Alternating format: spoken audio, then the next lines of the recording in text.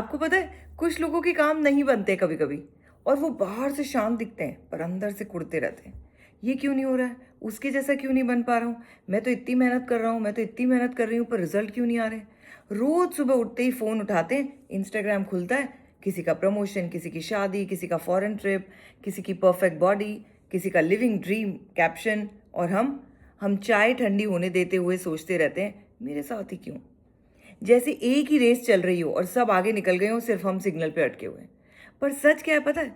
हम कंपेयर गलत जगह पे कर रहे होते हैं। जैसे एसी रूम में बैठ के सोचना कि किसान क्यों थकता नहीं है, लिफ्ट लेने वाले के कंपैरिजन स्टेयर चढ़ने वाले से, हाईलाइट रील को अपनी बिहाइंड द सीन लाइफ से कंपेयर करना।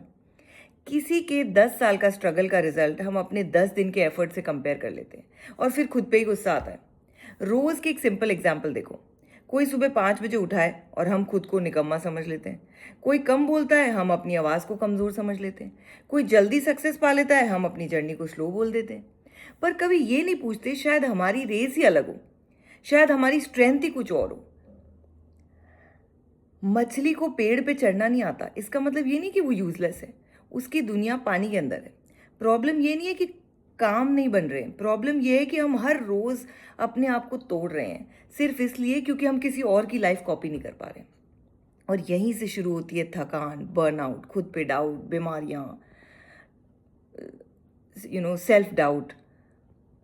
पर एक दिन जब थोड़ा रुक के सोचो ना, मैं क्या हूं बिना कंपैरिजन के, मुझे किस चीज से सुकून मिलता है, वहीं से कुछ बदलने लगता है। स्लो ही सही पर अपना हो, परफेक्ट नहीं पर रियल हो।